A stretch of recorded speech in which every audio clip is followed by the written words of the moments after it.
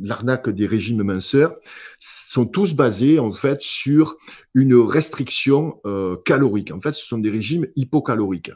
Pour être un peu provocateur, je pourrais te dire, par exemple, que je peux faire maigrir quelqu'un juste en buvant du Coca-Cola.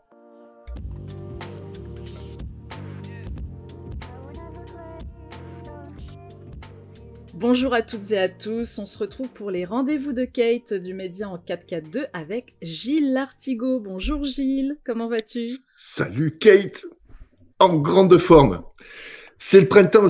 Tu sais que le printemps, c'est la saison préférée des nutritionnistes. Eh bien justement, je vais quand même rappeler que tu es auteur, conférencier, expert en nutrition. Et pour ce troisième numéro, on va parler de l'arnaque des régimes. Ça sent un peu l'été qui arrive. Mais avant de commencer, n'oubliez pas de vous abonner à notre chaîne YouTube et d'activer la petite cloche. Alors d'abord ce titre, Gilles. Pourquoi l'arnaque? Pourquoi l'arnaque des régimes? Parce qu'en fait, j'ai remarqué que au printemps, bon, fleurissent, tu vois, les pâquerettes dans les champs et aussi les régimes dans les. Alors avant, c'était les magazines féminins. Aujourd'hui, c'est un petit peu de partout parce que tout le monde, en fait, est plus ou moins concerné par les régimes.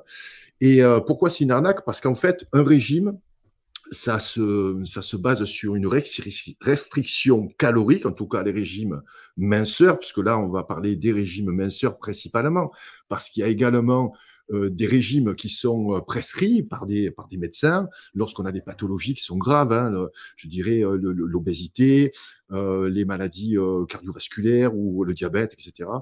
Donc voilà, là, on va parler plutôt des régimes, allez, des régimes qui sont plus basés sur l'aspect physique. Tu vois. Alors Donc, qu'est-ce que ça signifie? principalement, c'est les régimes minceurs. Quoi. Alors ça signifie que là, on s'adresse exclusivement aux femmes ou les hommes sont également concernés? Ben, les hommes sont également concernés parce qu'en fait, on est en surpoids. La plupart d'entre nous, en tout cas de plus en plus de personnes sont en surpoids et on va définir, on peut commencer par ça si tu veux, définir les causes en fait de notre surpoids, que ce soit pour les hommes, que ce soit pour les femmes, que ce soit également pour les enfants. Les enfants, ça s'explique. Alors, comment on sait qu'on est en surpoids? On nous parle souvent de l'IMC, de l'indice de masse corporelle. Est-ce que Ouais. cet indice-là est fiable? Est-ce que c'est vraiment, véritablement de cette manière-là qu'on sait qu'on est en surpoids? Alors, c'est un indice qui est plus ou moins fiable parce que moi, si tu veux, j'ai un indice d'IMC qui peut dépasser la norme parce que j'ai une masse musculaire qui est beaucoup plus importante que la moyenne.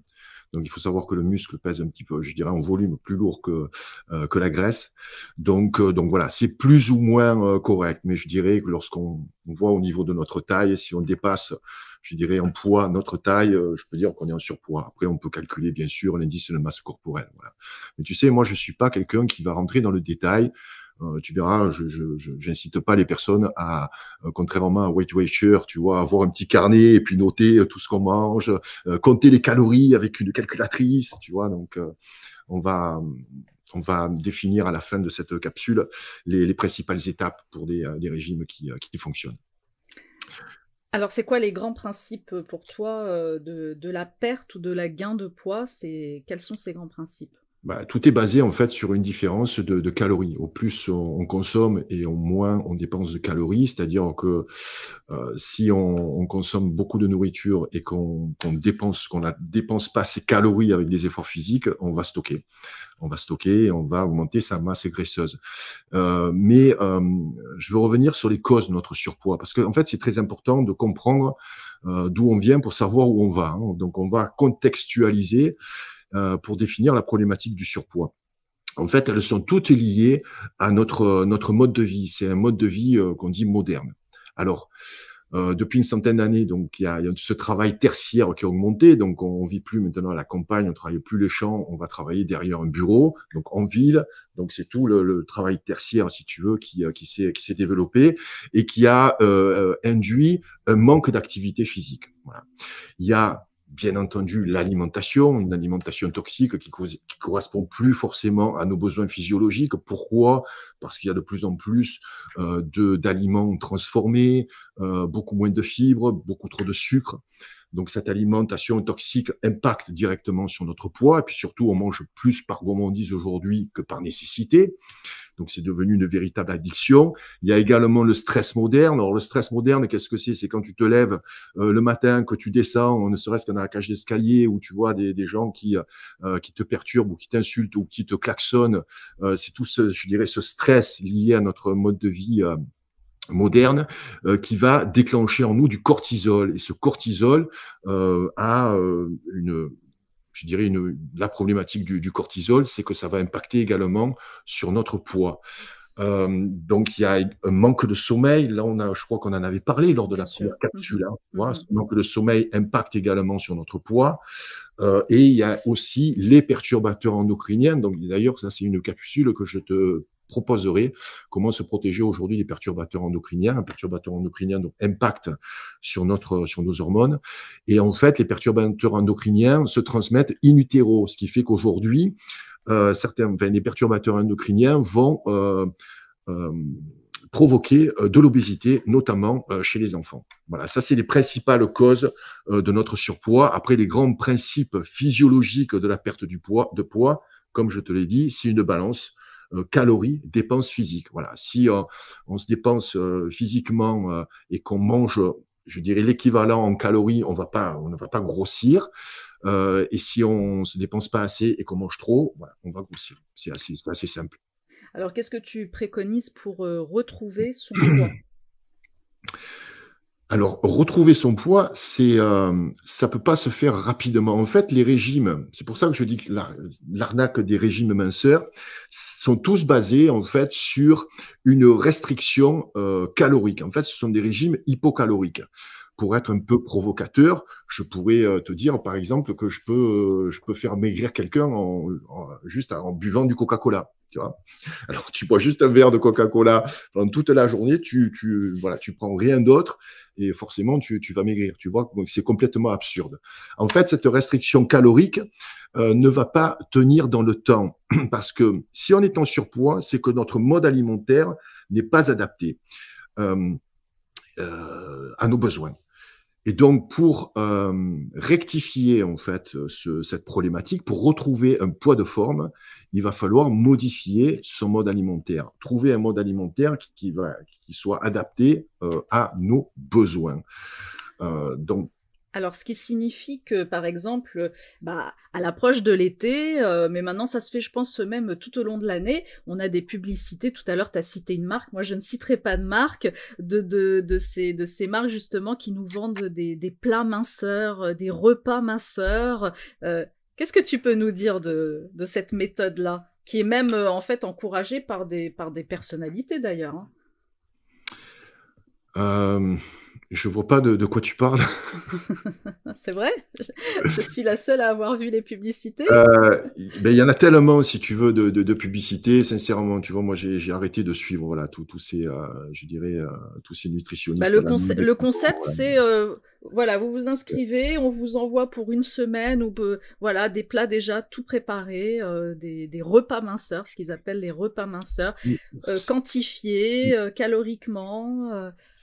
Les repas minceurs, ça n'existe pas, en fait. Ça n'existe pas, les repas minceurs. Tout est basé sur une restriction calorique. Voilà. Après, c'est vrai qu'il faut manger sainement, mais on va le voir avec les différentes étapes, si tu veux, de mon régime. J'appelle pas ça un régime, j'appelle ça un mode alimentaire. Comment tu vois transformer son mode alimentaire actuel. Après, ce sont des choses qui ne tiennent pas dans le temps. Tu en es consciente. Tu peux pas acheter indéfiniment à une entreprise ou une société des plats que tu vas préparer tous les jours. Ça peut fonctionner, voilà, pour des genoux, pour des Instagrammeurs qui ont la vingtaine ou la trentaine, qui sont célibataires. Dès que tu as un enfant, dès que tu rentres dans la vie active, que tu as une épouse ou un époux, voilà, il faut que tu fasses la cuisine. D'ailleurs, il faut se remettre en cuisine. Il y a pas d'alternative à ça. Alors, tu es l'auteur de 2 best-sellers, Hit, Chronique d'un fauve dans la jungle alimentaire, et Hit 2, des morts et des vivants. Et donc, tu vas parler de la méthode Hit pour améliorer son mode alimentaire. Alors c'est une méthode, oui, c'est une méthode qui fait partie de mon livre parce qu'en fait, c'est une chronique, on en a parlé tout à l'heure, qui a vocation de définir étape par étape comment retrouver un mode alimentaire qui peut correspondre à nos besoins. Alors, par quoi on commence, Gilles? Alors, par quoi on commence? Bon, on commence déjà par prendre conscience qu'on veut en fait améliorer son mode alimentaire. Alors, il y a une problématique, faut en parler, c'est qu'on ne peut pas changer de mode alimentaire seul, sauf si on est célibataire, bien entendu, on fait ce qu'on veut. Dès qu'on vit en couple ou on vit en famille avec des enfants, il faut que ce soit le mode alimentaire de la famille. Ça, c'est très important. Voilà. Vous ne pourrez pas changer de mode alimentaire si votre compagne ne vous suit pas. Ou alors, il va falloir l'adapter. Mais en tout cas, il faut qu'il y ait des règles de base. Voilà. Donc, il faut que la famille soit en accord. Voilà. Les enfants n'ont pas leur mot à dire, puisque les enfants suivent les préconisations des parents. Alors, les conseils que je vais vous donner, en fait, ce sont des conseils qui sont très personnels. Ils sont le fruit de mon expérience. Donc, c'est des conseils qui sont tous pragmatiques. Et vous allez les adapter à vos envies, à vos besoins, à vos possibilités également. Donc, l'essentiel, c'est d'avoir cette volonté donc de commencer à modifier son mode alimentaire. Premièrement, il faut y aller mollo. Voilà, mollo, comme on dit dans le Sud. Allez-y en douceur. Ne changez pas votre alimentation radicalement du jour au lendemain. Ça ne marche pas. Parce que vous allez manger de plus en plus d'aliments bruts, non transformés, des super aliments hyper riches en nutriments. Donc, il va falloir que votre capacité digestive, votre organisme s'adapte à ce changement. Et puis, très souvent, tu le remarques, comme dans tout, hein, des fois, il y en a qui s'inscrivent à la salle de sport, ils en font pendant 1 mois, après, ils sont dégoûtés, ils ne viennent plus. Voilà. Donc, ne faites pas ces erreurs, allez-y doucement. En général, pour changer comme ça de mode alimentaire, non pas radicalement, mais il faut plusieurs années, hein. Il faut 2-3 ans, parce que vous allez faire des choses, vous allez revenir en arrière, voilà. Donc, il faut le temps, il ne faut pas être pressé. Voilà. Mon truc, moi, c'est la cuisine. Moi. Il faut qu'il y ait une cuisine un minimum aménagée. Alors, c'est quoi une cuisine aménagée? C'est déjà un plan de travail, c'est une planche en bois, pas une planche en plastique, pas une planche en verre. J'ai vu des planches en verre pour découper, mais c'est juste... pour moi, c'est rédhibitoire. Une belle planche en bois que vous allez garder plusieurs années. Des bons couteaux, pas des couteaux avec lesquels vous mangez. Hein. C'est des couteaux de cuisine. C'est pas des couteaux que vous vous servez donc pour manger dans l'assiette. Donc, ce sont au moins 2 bons couteaux. Et ensuite, un minimum d'accessoires. Alors, il faut que le plan de travail soit bien éclairé. Il faut que ce soit agréable. En fait, pour faire la cuisine, il faut qu'on ait envie de faire la cuisine et il faut qu'on ait un endroit qui soit agréable. Donc, il faut aménager sa cuisine. Après, avec un minimum d'accessoires, on ne va pas les détailler. Un blender, voire un extracteur de jus, un mixeur, enfin, c'est au goût de chacun. Voilà. Donc, ça, c'est l'aménagement de la cuisine. Tu en as parlé tout à l'heure. Le troisième point, c'est qu'il faut éliminer, alors autant que faire se peut, les produits industriels transformés. Voilà. Pour moi, ça, c'est la base. Donc, on commence par la préparer, les sauces industrielles, tu vois, les friandises, les desserts, les sodas, qu'ils soient bio ou pas bio, c'est pareil, hein, tu vois. Tout, en fait, les aliments transformés, les aliments faciles à préparer, les trucs que tu vas acheter et puis que tu laisses au congélateur, boum, que tu mets au micro-ondes. Ah bah, pas de micro-ondes, là aussi, il faut écarter le micro-ondes. Donc, il va falloir réadapter tout ça. Donc, tu as compris que si tu n'achètes pas de plats préparés par d'autres, hein, puisque tu vas les faire toi, bah, il faut un petit peu plus de temps. C'est pour ça qu'il faut avoir une cuisine aménagée, il faut dédier du temps voilà, à modifier son mode alimentaire.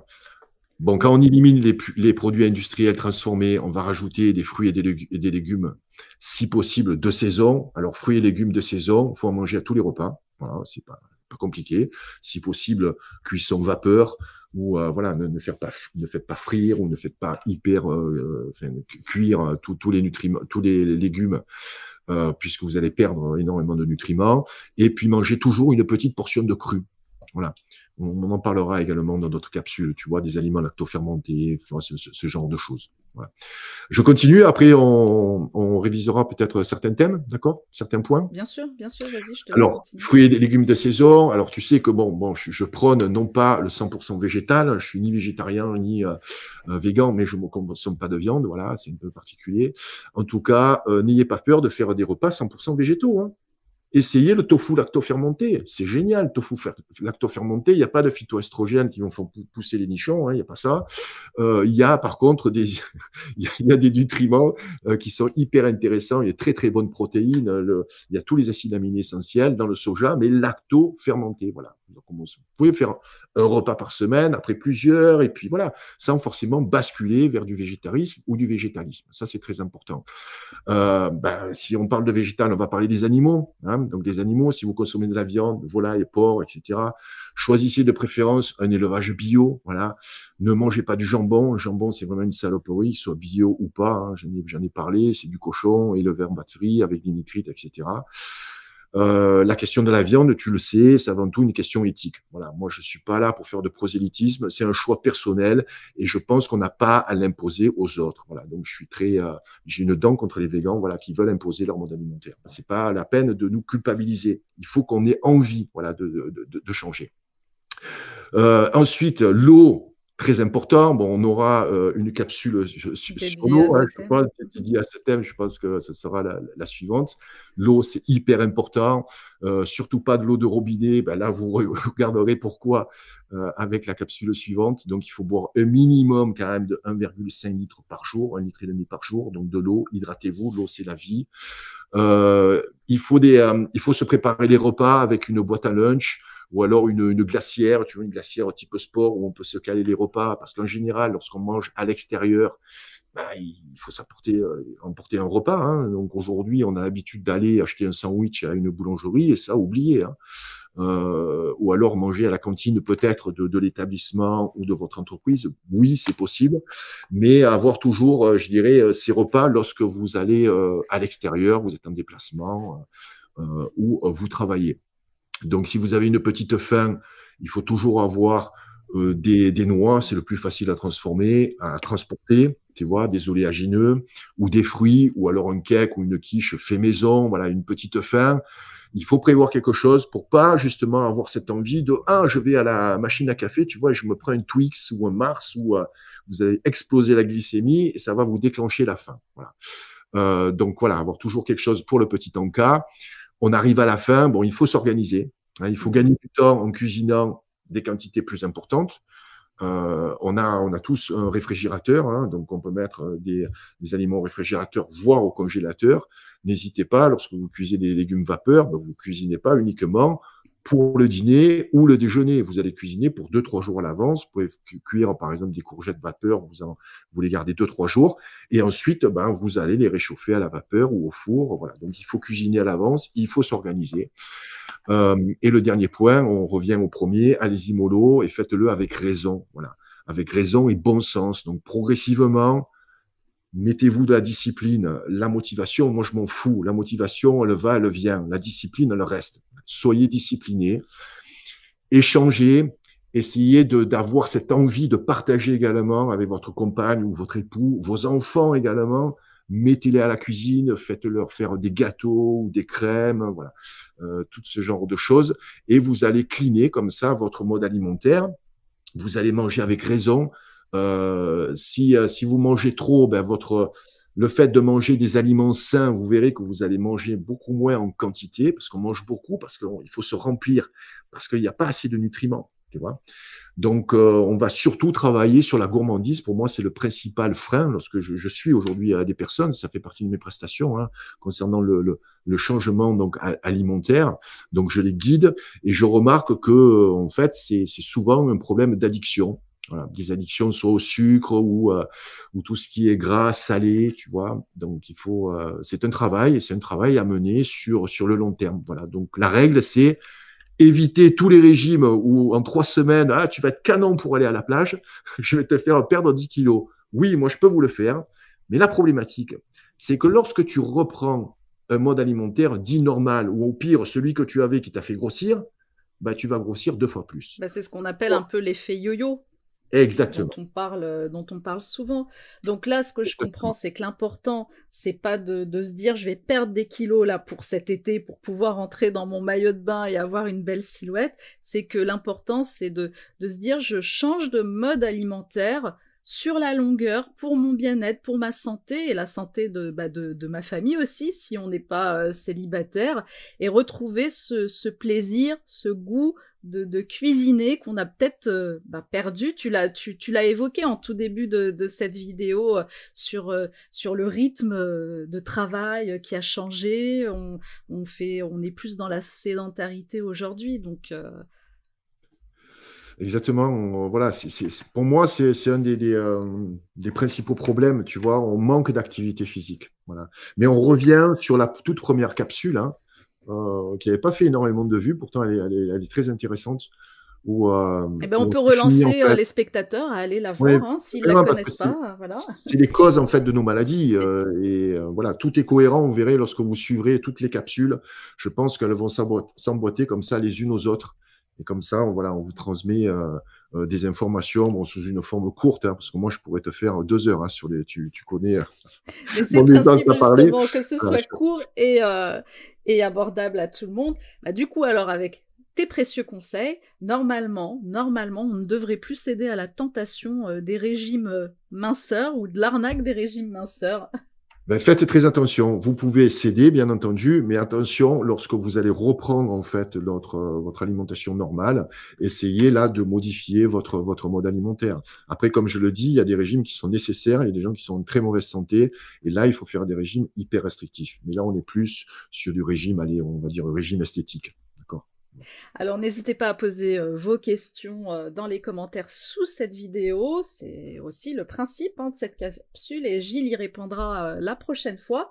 À ce propos, j'ai sélectionné 2 questions qui nous ont été posées après la vidéo sur la vitamine C. Alors il s'agit Mhm. de Frida 93-82, elle demande quel site internet tu conseillerais pour se procurer de l'acide ascorbique parce qu'elle n'en trouve pas ni en pharmacie ni en magasin bio où elle habite en fait. Elle précise pas où elle habite, dans quelle région, mais elle n'arrive pas à en trouver. Alors, on en trouve en ligne. J'ai pas l'habitude de référer, je dirais, des marques ou des sites. Vous les trouverez très facilement. Vous tapez acide ascorbique en ligne. Je l'ai fait tout à l'heure. Vous allez avoir 2 laboratoires français qui ne fabriquent pas, mais bon, qui testent et qui mettent, je dirais, qui conditionnent en France. C'est important pour moi de faire travailler quand même des labos français. Vous verrez, il y en a 2. Et vous pouvez acheter 500 grammes ou 1 kilo. Il faut savoir qu'un kilo de vitamine C, c'est moins de 40 euros quand même. 1 kilo, hein. Puis ça vous fait, à mon avis, largement l'année, hein. Autre question, celle de contre-propagande. Alors on les salue, hein, c'est vraiment, j'ai pas du tout fait exprès, ça a été tiré au hasard. Il demande quid des jus de fruits bio, frais ou en bouteille. Pas de jus de fruits. Ah voilà. En fait, les jus de fruits ont la particularité d'être débarrassés des fibres. Le problème, c'est que le jus de fruits, c'est du sucre. Voilà, on vous dit, oui, mais le fruit, c'est du fructose. Certes, mais ce qui fait que le fruit n'est pas sucre rapide, c'est que le fruit a des fibres. Et lorsque vous avez des fibres, vous digérez plus lentement. Donc, le sucre ne se propage pas dans le sang aussi rapidement que des jus de fruits. Pour moi, les jus de fruits, c'est le fun, c'est la gourmandise. C'est pas du tout nécessaire. Et surtout, évitez le jus d'orange le matin. Voilà, le jus d'orange, certains d'entre vous ne pourront pas le digérer parce que ça bloque en fait la digestion, notamment des petites viennoiseries. Tu sais, le pain au chocolat qu'on prend le matin. Et il faudra qu'on parle des petits déjeuners, hein. Donc, Ah oui, bah je les attends avec impatience, tu hein, les tu le attends, sais oui, en je sais, plus. ouais. Voilà. Donc, évitez les jus de fruits autant que faire se peut. Certes, vous avez de la vitamine C dans les jus de fruits, mais c'est infinitésimal. Donc, voilà. Donc, ne cherchez pas la vitamine C dans les jus de fruits. Gardez le jus de fruits juste pour le fun. Et essayez de ne pas en consommer tous les jours. Merci Gilles pour toutes ces précisions. Merci à tous et puis je te dis au prochain numéro. Au prochain numéro. Salut.